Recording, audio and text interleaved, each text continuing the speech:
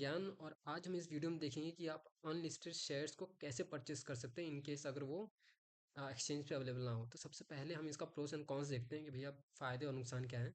तो unlisted shares investment अगर आप करते हैं तो यहाँ पे हम पहला जो अगर देखेंगे तो भैया हाई ग्रोथ पोटेंशियल है।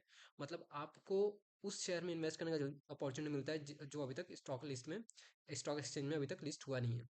यहाँ पे बात करें कि लोअर वैल्यू ऑफ, और आपको कई बार मतलब जो है लोअर वैल्यूएशन मिल जाता है। मींस लेट्स सपोज कि अगर वो लिस्ट होता है 100 पहुँचता है और अभी आपको उसको 50-60 में मिल रहा है, तो ये एक बेनिफिट होता है। वहीं जो है काफ़ी मतलब बहुत जो प्राइवेट कंपनीज होती है एसएमई या फिर जो प्राइवेटाइजेशन कंपनीज होती है वो अपनी अनलिस्ट जो अपनी पैसे हैं वो अनलिस्टेड मार्केट के थ्रू वो रेस करते हैं। वहीं जो है आपका पोर्टफोलियो जो है डाइवर्स हो जाता है कि आपने कुछ पैसे जो है स्टॉक एक्सचेंज के थ्रू लगाए हैं और कुछ पैसे जो है आपने वहाँ पे लगाए हैं जो अभी तक स्टॉक एक्सचेंज पे लिस्ट होने वाला है। और वहीं जो है पोटेंशियल जो है लिस्टिंग गेंस के भी काफ़ी ज़्यादा मतलब पॉजिटिव न्यूज़ हो तो फिर वो हिसाब से आपको जितना भी है प्रॉफिट देके जाएगी अच्छा खासा। वहीं अगर बात करते हैं कॉन्स की मतलब नेगेटिव पॉइंट्स की, तो यहाँ पे लिक्विडिटी जो है बहुत लो होती है, क्योंकि एक बार आपने परचेस कर लिया तो फिर सेल करने के लिए हो सकता है कि आपको इंतजार करना पड़े आईपीओ तक का, ताकि जो है स्टॉक एक्सचेंज पे लिस्ट हो।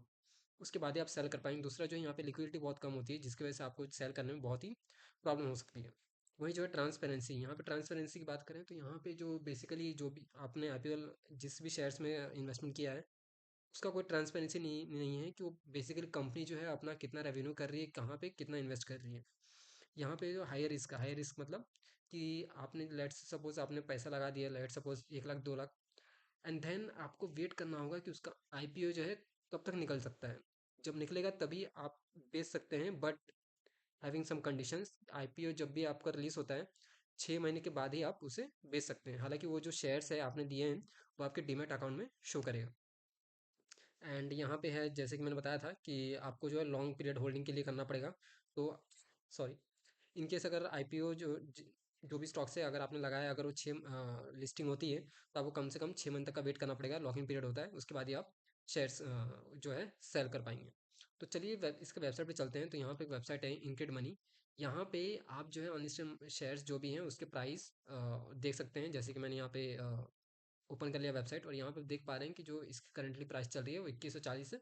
वहीं एसबीआई की 4750 है। यहाँ पे डिफरेंट डिफरेंट जो है आपको यहाँ पे शेयर्स दिख जाएंगे। तो यहाँ पे बेसिकली आपको लॉगिन करके जो है केवाईसी कंप्लीट करना है, देन वहाँ पे आपको जो है परचेस आउट करना है। मैं आपको एक बार डेमो दिखाता हूँ, हालांकि मैंने अभी तक केवाईसी किया नहीं है, बट मैं आपको एक डेमो दिखाता हूँ। मैं इसमें पहले इसमें लॉगिन कर लेता हूँ। तो यहाँ बेसिकली आपको जो है अपना मोबाइल नंबर डाल के उसके बाद से ईमेल वेरीफाई कर देना है, देन उसके बाद से आप लॉगिन हो जाएंगे। तो गाइस हमने जो है यहाँ पे लॉगिन कर लिया है। अब चलते हैं हम अनलिस्टेड शेयर्स के पैनल पे। एंड यहाँ पे देख पा रहे हैं कि जो लाइव करंट प्राइस चल रहा है, लाइव शेयर्स हैं। यहाँ पे आप देख पा रहे हैं मल्टीपल शेयर्स हैं। एंड अपकमिंग जो है यहाँ पे आपको मिल जाएगा जो भी डाटा है। एंड हिस्टोरिकल जो है जो पहले हो चुके हैं वो आपको यहाँ पे दिख जाएंगे। तो एक बार हम लाइव पे चल जाते हैं। लाइव में जो इस समय हमारे पास दिख रहा है वो अगर हम देखें मेट्रोपॉलिटन स्टॉक एक्सचेंज एंड यहाँ पे शो मोर करेंगे तो आपको और भी बहुत सारे अनलिस्टेड जो शेयर्स है वो आपको दिख जाएंगे। आप मिनिमम आप वो एक भी परचेज कर सकते हैं जिसकी प्राइस जो है काफ़ी ज़्यादा हो सकती है। और यहाँ पे हो सकता है कि आपको भैया नुकसान भी हो, बट आप उतना ही पैसा डालें जितना आप खोने के लिए तैयार हैं। एंड अपना रिसर्च एक बार जरूर करें। तो ये लेट्स सपोज अगर मैं मुझे इसमें इन्वेस्टमेंट करना है फॉर एग्जांपल एचडीएफसी सिक्योरिटी में, तो मैं जाऊँगा यहाँ पे देन गेट स्टार्टेड। एंड उसके बाद से यहाँ पे आप अगर आपने केवाईसी नहीं किया तो यहाँ पे केवाईसी के लिए पूछेगा। एंड उसके बाद से क्या होगा, इन केस अगर आपने केवाईसी किया है तो आप डिटेल्स वगैरह भर के जितनी भी क्वांटिटी आपको चाहिए एंड आपका जो डीपी आईडी होगा, जिस भी ब्रोकर साथ में आपने अकाउंट खुलवाया होगा, let's suppose zero the stock, तो वो आपको डीपी आईडी जो है यहाँ पे सबमिट करके परचेस आउट कर लेना है। तो ये थी बेसिकली जानकारी अनलिस्टेड शेयर्स की आप कैसे परचेस कर सकते हैं। तो जानकारी अच्छी लगी तो लाइक कीजिए, नहीं अच्छी लगी तो डिसलाइक कीजिए। मिलते हैं नेक्स्ट वीडियो में, बने रहिए स्टॉकर ज्ञान साथ में। धन्यवाद।